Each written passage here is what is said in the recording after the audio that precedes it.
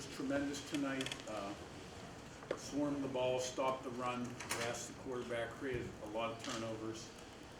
I think they got an early first down on a PI call, and then I don't remember them getting another first down until the end of the half. So offensively, we made enough plays, but missed some opportunities too, but made some big plays. And so it's a tremendous win. We certainly made a statement again. Can't say enough about what this team, has done between the white lines. But they're not satisfied. They're not done yet. They're not. They want more, and they're going to get more. So it's a rivalry game, and I thought we really took it to them. And that's it. He's on your left, and Zach. Yeah, Curt, you said statement, and I know you said you weren't paying close attention to the player, Frank. Did you feel like we needed to do more to win the game, but win and win in style, get style points to make a difference to the committee? Well, I think we had the largest margin of victory of any team in the country up until last week. And I'm not sure where we were coming into this game because obviously we did not beat Ohio State. What I would say is most of the games we've played, we've handled the opponent pretty well where we wouldn't have the largest margin of victory in the country. But obviously style points are important this time of year, right? And that style points are earned, right? And but more than anything else, we wanted to play from the first play to the last play in a rivalry game that Indiana had not won in 4 or 5 years. And I thought we had a great crowd. We just about sold out to start. Some of them left at halftime. Guess they got a little cold or I don't know what, but we'll fix that again. But I appreciate them all coming back. And yeah, sure. I thought we had to play well tonight. I think we did. Zach on your left, and Matt.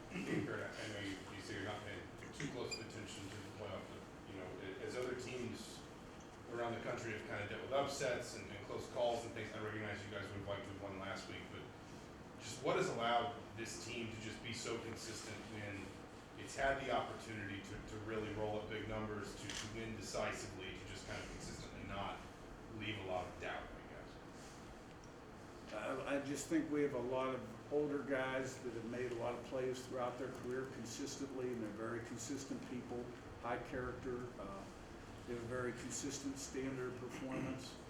I think our assistant coaches do a nice job, a good job coaching them, and we preach about playing one play at a time, first play to last, like it's nothing, regardless of competitive circumstances. Never too high, never too low. Fast, physical, relentless, smart, disciplined, poised. Our guys buy into that, and we've been fairly consistent this year. Matt on your left, and Sam. Coach, obviously you mentioned the players aren't satisfied, but just this group of seniors come from all over. Some have been here, a lot came in for 1 year. Just your thoughts on the job they did buying in, the culture they helped create, and the leadership they showed all year. Yeah, it's been going on from the get-go, and like I told you guys a number of times, I really felt in December like we flipped the roster with these guys. Like I felt that then. And winter was good, spring was good, summer was good, fall camp, but you got to put it on the field. So, when you got capable people that are very motivated, right, disciplined and committed, and all think alike, like they keep their eye on the bullseye. There's no personal agendas. Anything's possible. And, this group's proven that. Sam on your left, and Todd.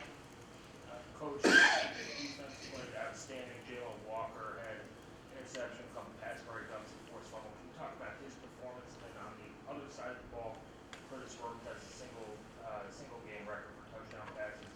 His bounce back performance in the last 2 weeks. Yeah, I've always considered Jalen Walker an impact player.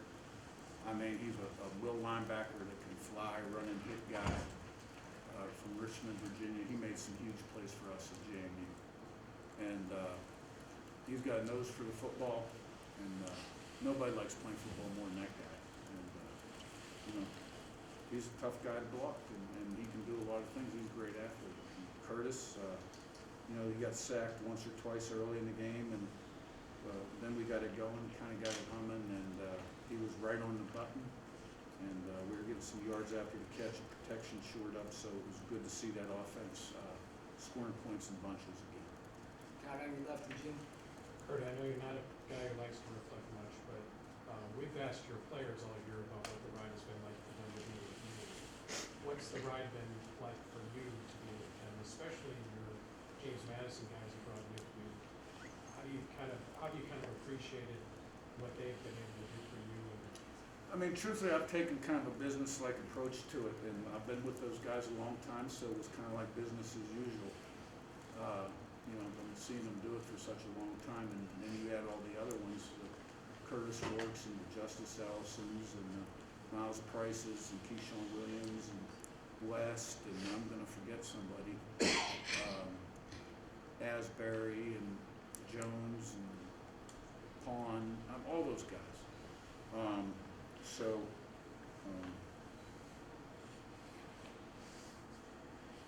It's been a great week, but it's not totally shocking to me. I said earlier that we were capable of doing this. My wife will tell you that the night I accepted the job, right, that we were laying in bed and said, look at this schedule. There's 10 wins on this schedule. And of course, at that point, I was sort of hedging whether to stay or come. And then Scott called 10 minutes later and told me I was the new head coach in Indiana, and I said, okay. He said, we're going to shock the world. And I said, right. You are. Jim in front and Zach B. Curt, speaking of shocking the world, your next game will be most likely in the college football playoffs against a high caliber opponent. After the Ohio You mean State, a higher caliber? no, a high caliber, another high caliber opponent. After the Ohio State game, do you think that your team showed you tonight that they're back to where you'd like for them to be going into a game? I think the Ohio State game, look, nobody's happy with what happened there, okay? But I think we came out of there stronger and learned some good lessons.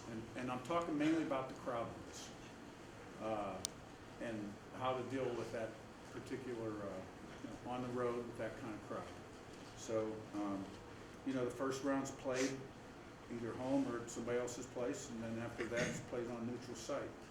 So we're not going to get too far ahead of ourselves. We're going to enjoy this for 24 hours and then move on, and we'll have our routine for this week. Zach B on the right and Danny. Coach, what do the next couple of weeks look like for your team? Obviously, if the college football playoffs are in the cards, you guys will be off for a couple of weeks. What do the next couple of weeks look like for you guys? Yeah, well, next week, we'll sit down with the assistant coaches, the players, and me for one-on-one meetings and talk about, the season and talk about next year and stuff like that. Coaches will do an evaluation Wednesday's a signing date. The following week would be like an open bye week before your first CFP game. And then you're engaged. Danny, the last one. But in the meantime, you got portal guys visiting, and you got all kinds of stuff going on, trust me. I want to say you mentioned you realized that 11-1 was actually like a real thing. How much, I recognize there's still more ahead, but has any part of you had a chance to at all reflect or just appreciate how much has flipped in a year? I think I've answered that question a couple of times. And, in this business, you just move on to the next thing because there's always something that needs done and you're so process oriented. You know what I mean? Like, I'm going to enjoy it when I go up to my office with my family and then go home and enjoy a little bit. And of course, games will be over, so there's not much football to be watched. And bring the coaches in a little later tomorrow, we'll get a little work done. And then maybe work 4 or 5 hours. That'll be it. So, you get to enjoy it right afterwards when I finish this and get to spend some time, maybe have a beverage.